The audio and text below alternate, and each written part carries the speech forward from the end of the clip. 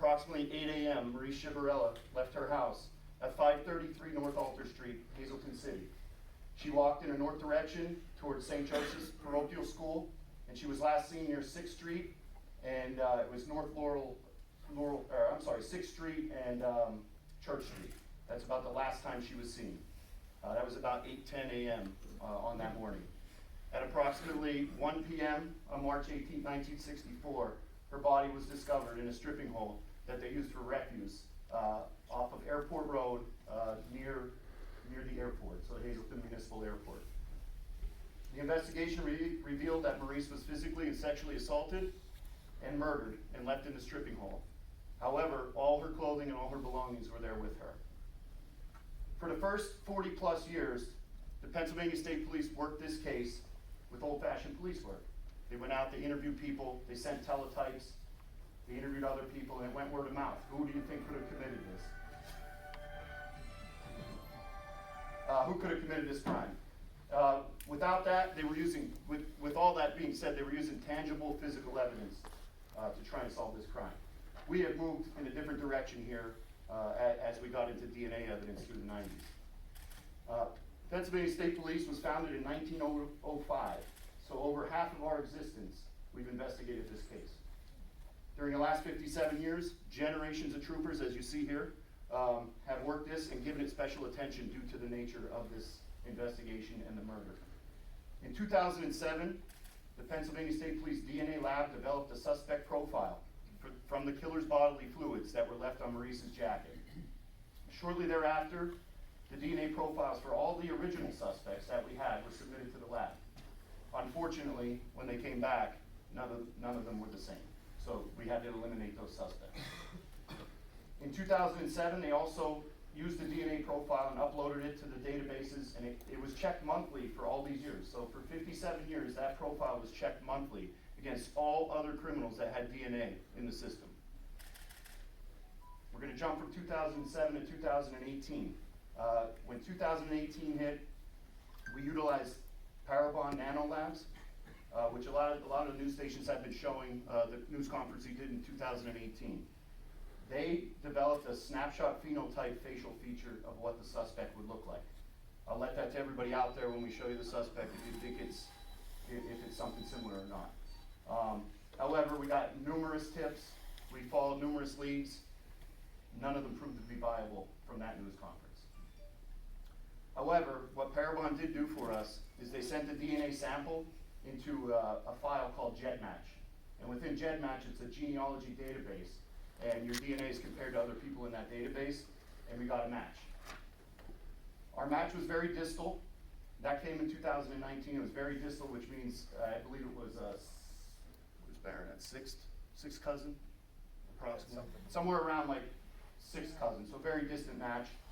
So we conducted research trying to find out what family members were related using genealogy. In 2020, we came to an agreement with the Luzerne County District Attorney's Office to work with Mr. Eric Schubert in ES Genealogy. Mr. Schubert began immediately on our case and was working on a family tree so that we can go back and look at names of relatives of our DNA match. As we researched the list of relatives, our Pennsylvania State Police DNA lab alerted us to the fact that we never created a Y chromosome DNA profile. So your Y chromosome DNA profile is only found in males, and it follows your paternal lineage. So if you're a father, your son has the same Y DNA profile as you, as well as your grandfather, great-grandfather. It follows your line for paternal lineage. That was something new for us. It can mutate, but typically when it mutates, it's off 1 small percent, and it's typical that they find it in the same gene that mutates. So in 2020, we established that profile for a Y chromosome. While exploring the genealogical family names, we came across the surname of Palmino. The Palmino name was out of the Weatherly area. We recognized that name from an open homicide investigation that we had in 1972. Through that homicide, we had DNA from that homicide. We utilized that and confirmed through our lab that we were on the right ancestral track. So that was giving us the path to follow. While we were researching the genealogical track of that name, we came across the name of John Palmino. He was a New Jersey State Police captain. So we contacted him for help. He gave us our help. He gave us a family member of his that he considered to be their historian and had a family tree for everybody in his family going back generations. When we got that family tree through the remainder of 2020 and 2021, we interviewed numerous relatives from that family tree to see where it would lead. We acquired many DNA samples, and again, it started narrowing down our pool of suspects. And we were fortunate enough for them to help us with that. So using the samples we obtained, we narrowed potential suspect list down to 4 individuals. One of those individuals had been arrested in 1974 by the Pennsylvania State Police. I believe it was Trooper Guy, who couldn't make it today. He was arrested for involuntary deviant sexual intercourse, sexual assault, and aggravated assault. The same person was also arrested by Hazelton City Police Department in 1978 for reckless endangerment and harassment. Armed with this information and the ability to eliminate the other 3 suspects, we found our main suspect.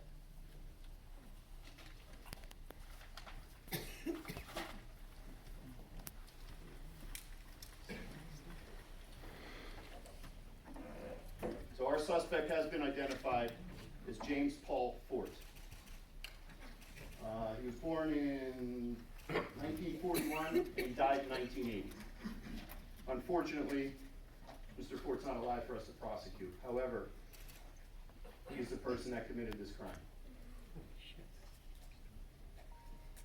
So with that information, we did an exhumation on Mr. Forte out of Calvary Cemetery, which I talked about earlier.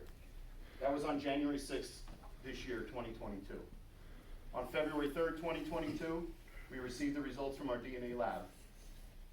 And James Paul Forte matched the DNA profile from the semen stain on Marise Chiverella's jacket. The ability of selecting an unrelated person, as the DNA profile states, is 1 in 480 septillion. So for somebody else to have that profile, you would need 480 septillion other people. So this is an exact match. The Y chromosome also matched to the Y chromosome we had on file. And to put it in perspective, we did a little research. 117 billion people are to be reported lived on Earth at one time or another.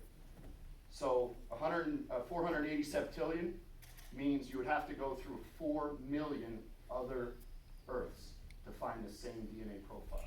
So we're as exact as we can be. And again, Mr. Forte is our suspect. We're not under the impression that this isn't the only crime that he may have committed, and that maybe there's people out there that this guy may have perpetrated something on them before. So if you do have that information, we ask you to call the State Police at Hazelton. We'd love to talk to you. You can ask for Corporal Barron, Sergeant Stefanik, Trooper Petrosky, or myself, Lieutenant Petrosky. We'd love to talk to some people if there is something else out there that he committed. And with that, I'll turn it over.